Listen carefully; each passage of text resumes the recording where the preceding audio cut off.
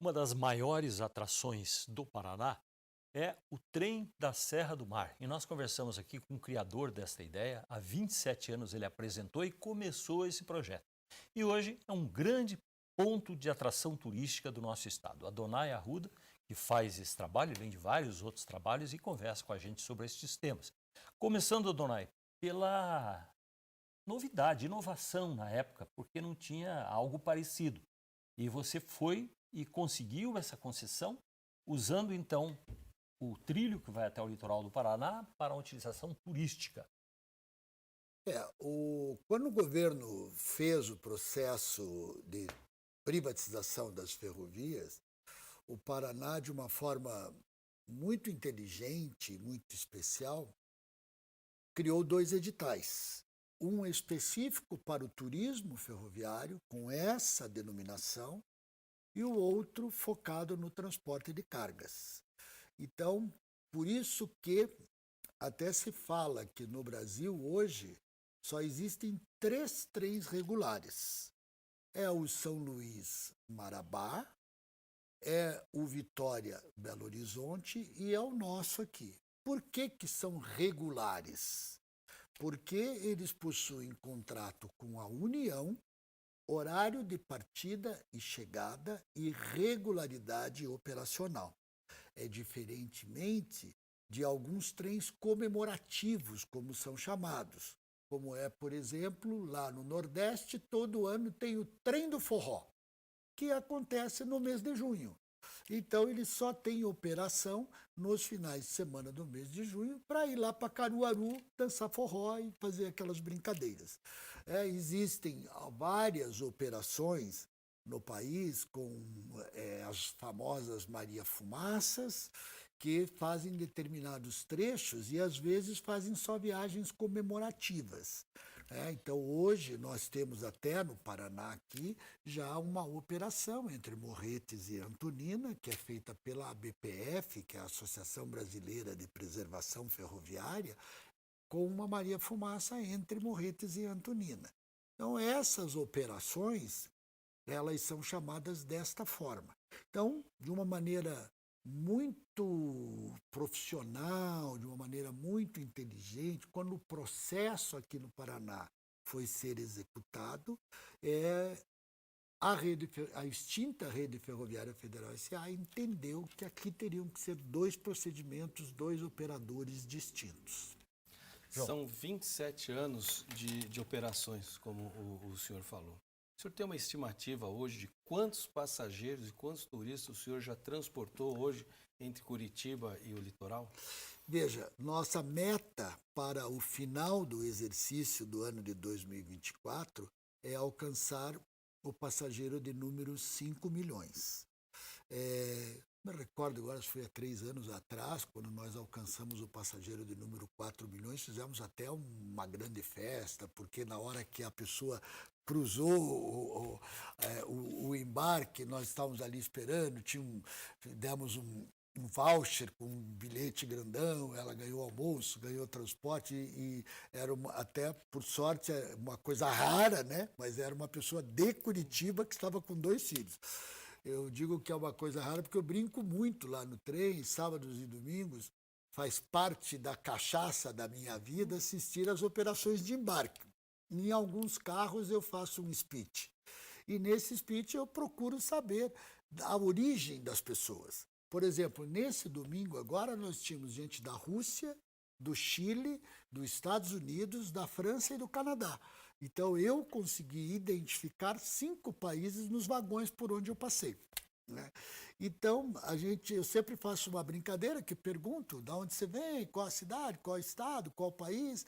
E quando eu vejo gente da região metropolitana, eu digo para eles assim, olha, faz uma gentileza, pega o seu espírito fofoqueiro e vai contar para os vizinhos que o trem existe e que é bom, porque você é o cara mais raro dentro do trem.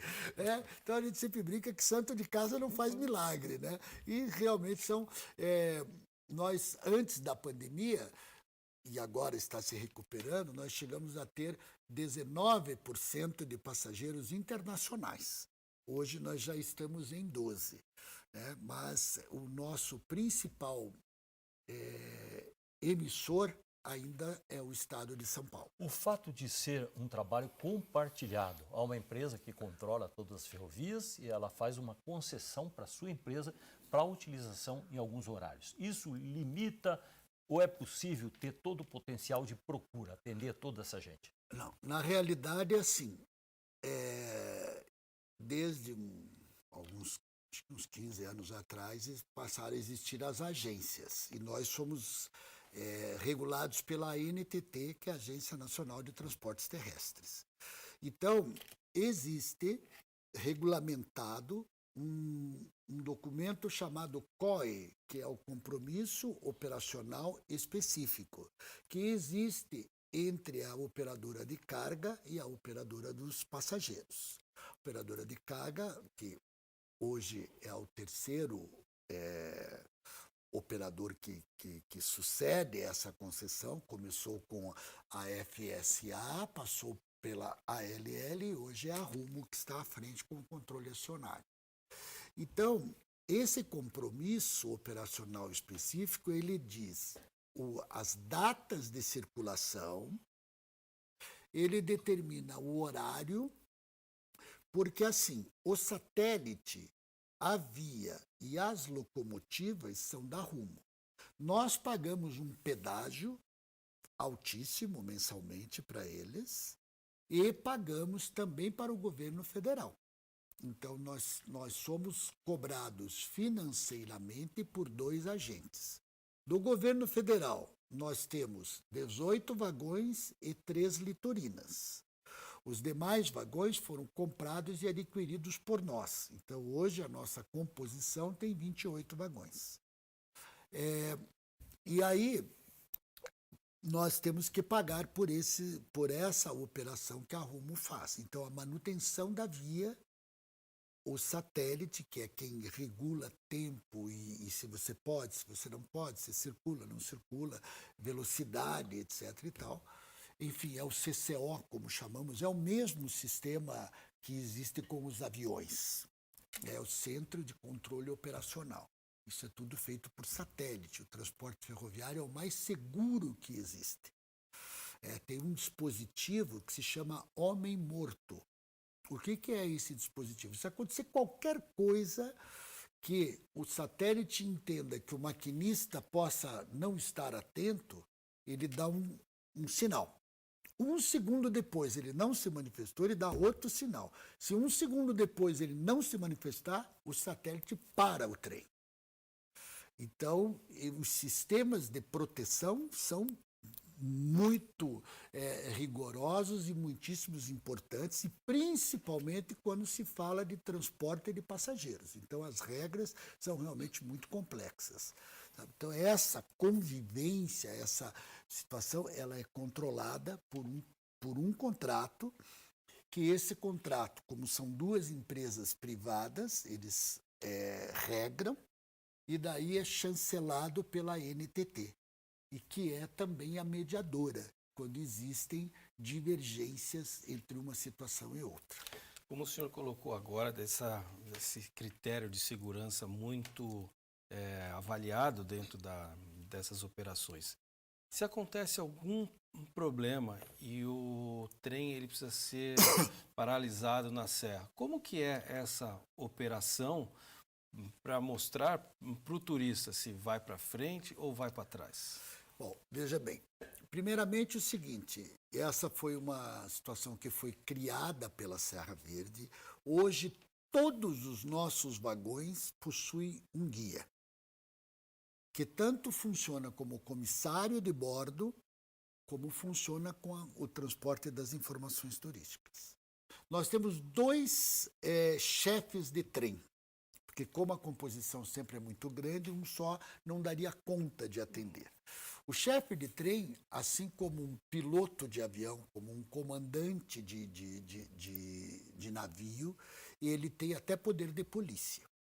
Então, tanto os chefes de trem como assistentes, temos assistentes desses chefes, como os guias, eles recebem um treinamento de primeiros socorros Todos eles são habilitados para isso, um treinamento comportamental, e nós temos um plano de logística de segurança, até com convênio com helicópteros para que, se Deus o livre, ocorra um acidente de graves proporções, você poder tomar alguns procedimentos. Veja bem, nós tivemos em julho do ano passado, ao longo de toda a nossa história, um problema que foi quando teve aquele ciclone. E o que aconteceu? Várias árvores caíram na via, teve barranco que caiu, etc., uma série de situações. Então, hoje, inclusive, nós já tomamos uma série de providências que esse aprendizado nos colocou, junto com os nossos chefes de trem, com a nossa estruturação. Por quê? Porque nós tínhamos uma dependência total e direta só do comando que fica na locomotiva. Então, as informações do CCO eram passadas para o comando da locomotiva, que daí passava por rádio para a nossa pessoa, que devolvia para poder passar para o meu CCO. E isso, nós recebemos ao longo desse período várias informações que estavam sendo efetuadas pela responsável pela via, que era a empresa da carga. Só que o que aconteceu? As árvores caíram, só que na frente existiam duas composições de grande porte, com 120 vagões. Então, o que acontecia? Levou quase que 2 horas para que o meio ambiente liberasse a Rumo a operar com motosserra. Porque como a serra é patrimônio tombado, não pode usar combustível para isso, tinha que ser no machado. Então, até que eles entendessem a gravidade, e era um final de semana, conseguisse a liberação, só aí já levou 2 horas. Bom, começou essa operação de limpeza. Só que o que acontece? A segurança determina que tem que existir uma distância e um espaço temporal entre uma composição e outra. Então, liberava a via, passava a composição de 3 quilômetros, circulava. Aí cortava, vinha o outro, e depois que vinha a gente. E isso provocou 8 horas de espera no circuito.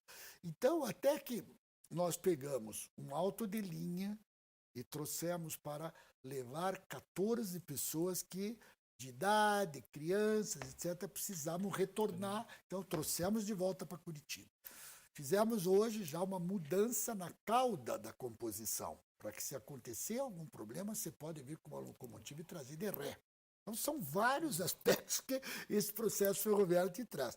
Então, todos os procedimentos que estavam afetos a nós. Então, assim, só para complementar aqui nesse processo, como que nós atuamos? Se eu tenho 1.000 passageiros a bordo na descida, que era o caso do dia, e 500 de retorno, então eu tenho 1.500 pessoas. O que nós fazemos? Nós colocamos 3.000 unidades de lanches e água e tudo aquilo que atenda. Sempre trabalhamos com 100% a mais da capacidade. Então, o que aconteceu? 8 horas, só que a composição estava parada a 12 quilômetros de Morretes. Mas o desespero do ser humano, nós tivemos gente que agrediu o guia. O cara foi lá, arrebentou uma porta, foi agredir o guia. Entendeu? Porque dizia que naquele vagão era diferente, que estavam atendendo melhor, que tinha... Sabe, teve gente que a gente não deixa, né? A gente orienta a não vir para a via, porque pode correr riscos de se machucar, de ter um animal peçonhento, alguma coisa assim. Teve gente que foi para a via.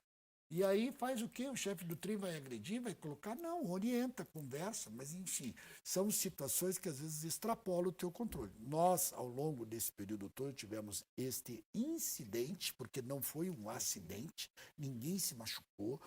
Quando chegou em Morretes, nós liberamos os restaurantes todos da cidade para atender a alimentação de todas essas pessoas. Nós estávamos indo com um veículo 4x4 para levar suprimentos quando recebemos a informação que finalmente estava liberado pelo satélite, e daí a composição foi levada. Então, nós temos todo um processo de treinamento e de capacitação das pessoas que estão a bordo e desses chefes de trem. E temos toda uma estrutura para atender, além da segurança operacional que nos é dada pela Rumo, que é o concessionário de carga. Nós temos um intervalo, estamos conversando hoje com o empresário Adonai Arruda, que criou a Serra Verde Express, que hoje cuida do trem que vai para o litoral, e também outras várias empresas. Já voltamos nessa conversa com ele aqui na Band.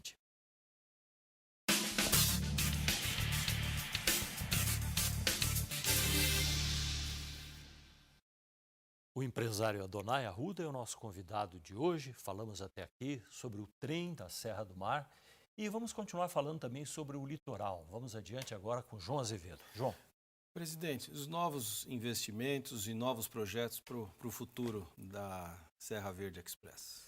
Bom, obviamente, você tem um grande foco em Morretes, que é o teu principal destino. Então, nós, depois de mais de 2 décadas, conseguimos a liberação da estação de Morretes e pretendemos, até julho, estar inaugurando um museu ferroviário lá.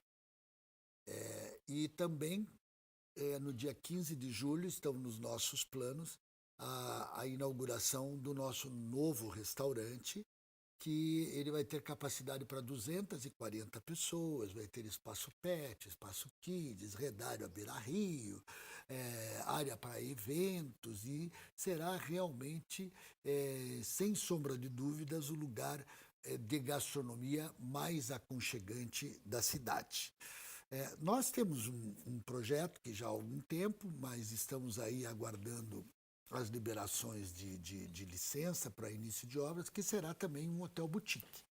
Então, tão logo a licença aconteça, e estamos aí na expectativa que seja muito breve. A licença ambiental, né? Ambiental, isso. Em 2 anos a gente conclui essa obra. Então, esse é um projeto para meados do ano de 2026. Mas o litoral, como um todo, tem um momento muito positivo. Começou com a passagem de ano, todas aquelas festividades, e parece que foi redescoberto, até porque para Santa Catarina está cada vez mais difícil nessa estrada. Parece que o paranaense voltou a valorizar o litoral. Você sente isso? Como é que você vê no turismo?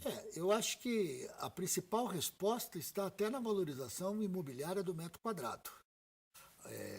Principalmente Caiobá e Guaratuba tiveram um up de valorização aí fantástico. E a ponte ainda vai ajudar. Então vamos ter aí a ponte de integração e tal entre essas 2 principais praias, mas nós temos um aspecto paradisíaco da Ilha do Mel. O governo do Paraná fala que realmente parece que o porto de Pontal vai ser desencantado e vai acontecer. E, junto com isso, virá também uma melhoria significativa da acessibilidade, que já é muito boa. Nossa estrada é excelente e temos até a opção pela Graciosa, enfim, temos 3 chances de acesso ao nosso litoral.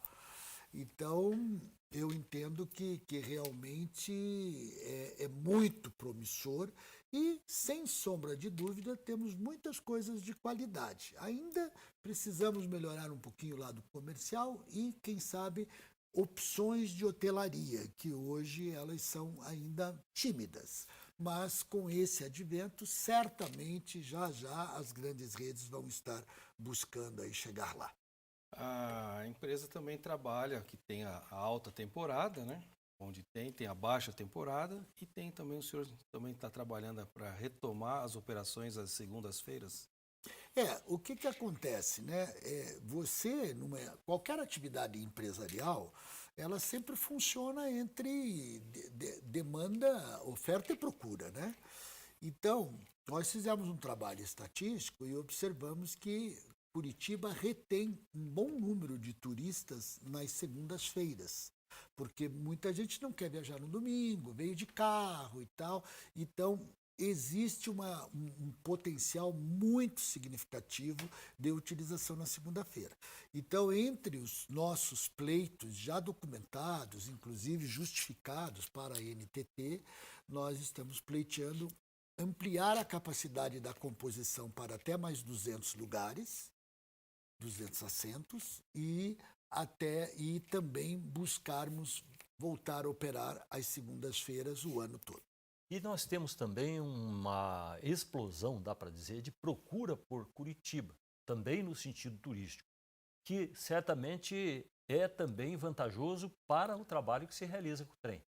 Nós temos uma pesquisa também, o seguinte, que, ao que me parece, 26%, eu não estou com o número exato aqui, mas é alguma coisa em torno disso, que é muito próximo dos 30%, das pessoas que vêm a Curitiba, o trem é o principal motivador. Porque essa ferrovia, ela é considerada pelo jornal The Guardian da Inglaterra como entre os 10 roteiros de trem imperdíveis do mundo. E a Serra Verde foi classificada pelo Wall Street Journal de Nova York como entre os 3 melhores trens de turismo do mundo. A Universidade UPS de Brasília nos classificou como o melhor produto turístico do país. E nós somos a única empresa da América Latina que na WTM em Londres foi detentora do Travel Leader Award, que é uma premiação para quem se preocupa com a sustentabilidade ambiental, a importância para o turismo do país e a inclusão social. Então, isso também são marcas muito importantes, né? Nós temos escritórios com parceiros em Amsterdã e em Bruxelas, e temos uma filial da operadora BWT, que é do nosso grupo, em Orlando, nos Estados Unidos. O senhor pensa em ampliar essas operações para fora do Paraná, no próprio país, aqui no Brasil ou para o exterior? Nós já temos uma operação em São Paulo, entre as cidades de Itu e Salto, que é o trem republicano, que conta a passagem entre o Império e a República. Nós temos um projeto que está muito próximo e talvez seja inaugurado ainda esse ano entre as cidades de Boituva, que é a capital do paraquedismo e do balonismo no Brasil, e Laranjal Paulista, que é chamada a capital do brinquedo, porque tem 42 indústrias de brinquedos lá, inclusive algumas homologadas pela Disney. E ela ainda passa por 2 outras cidades, que é Serquilho e Jumirim.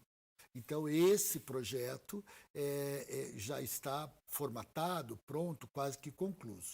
A gente vem sendo chamado para vários outros projetos. Aqui no Paraná nós temos algumas ideias, né, que Cianorte e Jussara, o trem Pé Vermelho, que é entre Londrina e Maringá, a ida até Vila Velha. Então, são várias possibilidades que existem de você desenvolver atividades aí na característica eventual. Adonai, nos seus trabalhos você se preocupou muito com a questão do emprego, você foi inclusive presidente desse setor da limpeza, conservação na nossa região, com a criação de uma fundação, que pelo menos o número mais recente que eu conheci falava em 60 mil pessoas que foram empregadas através do aprendizado, gente que foi para o mercado de trabalho através de uma fundação que é gratuita, mantida pelos próprios empresários. Como é que está esse funcionamento? E agora tem um projeto de expansão também. Na realidade, essa fundação ela tem várias características que são particulares e únicas no mundo. Ela se chama FACOP, que é a Fundação do Asseio e Conservação do Paraná, e ela foi criada há 22 anos atrás, através de um entendimento entre o Sindicato Laboral, com o Manassés de Oliveira, presidente do CIEMACO, e comigo como, na época, presidente do SEAC, que é o Sindicato Patronal. Então, nós entendemos, na ocasião, que o fundamento dessa atividade tinha 2 passos. Primeiro, a efetiva qualificação profissional. E segundo, trazer para esse indivíduo a dignidade. Porque o que acontece? Limpar um banheiro é uma coisa muito complexa. Ela carece de necessidades efetivamente profissionalizantes. Porque se esse indivíduo não tiver a ciência e a técnica, ele pode usar o pano que limpa o vaso sanitário para limpar a pia. Certo? Ele pode utilizar uma luva que depois ele vai limpar a tua mesa de trabalho ou a tua cozinha. Então, ele tem que entender quais são as características da limpeza. Então, essa fundação, ela criou assim uma série de circunstâncias e ela é a maior do mundo em vários aspectos. É a maior em área física, são 14 mil metros quadrados de área, com 6.840 metros quadrados de área construída. ela tem hoje seus cursos virtuais em português, inglês e espanhol e está se difundindo pelo mundo todo. E dentro dessa difusão, já tem 2 unidades no Chile, uma em Santiago, outra em Calama. Calama com um foco específico que a região chamou para desenvolver cursos de preparação para a mineração. E tem uma parceria na unidade na Cidade do México de Querétaro. Agora, só para você ter uma ideia, eu tive o privilégio de presidir as 2 instituições mundiais, então a gente tem um relacionamento no mundo todo. Eu vou estar em Amsterdã agora no mês de maio, num ambiente que foi reservado para a FACOP, para vários países virem e entenderem como é que foi o nosso processo de construção e como nós estamos fazendo essa capacitação das pessoas. É a qualificação da mão de obra. Da base da pirâmide. São 52 cursos profissionalizantes. Nós formamos as pessoas que fazem a limpeza, que fazem limpeza urbana, que fazem o cafezinho, que fazem o serviço de copeiragem, garçom, cozinheiros, jardineiros. São 52 atividades interligadas a essa base da pirâmide econômica que estão abrigadas por esta convenção coletiva do Asseio e Conservação, CIEMACO e SEAC integrados. Temos 1 minuto. E agora, ser palestrante também, como é que surgiu? É que assim, você, no longo da vida, você vai angariando algumas experiências e muitas vezes você... o ano passado, eu tive uma alegria muito grande, porque sempre falei muito, né, dá para perceber, e pela primeira vez na vida eu recebi um cheque. Eu digo, opa, peraí, então vamos dividir algumas coisas aí com as pessoas, né? Então, nós temos algumas palestras, mas as 2 principais são Gente Não Tem Preço, Gente Tem Valor, que é exatamente para a gente falar da FACOP, e a outra é no ambiente empresarial, que é o efeito funerário no mundo das vendas, que é onde a gente mostra como se perde uma venda e como pode ser recuperado. Muito obrigado, Adonai Arruda, pela presença com a gente aqui. Eu que agradeço a oportunidade e que estamos lá à disposição de vocês. Muito obrigado. E o João Azevedo também, que sempre está aqui com a gente, levando essas conversas adiante. Muito obrigado a você que ficou ligado aqui com a gente na Band.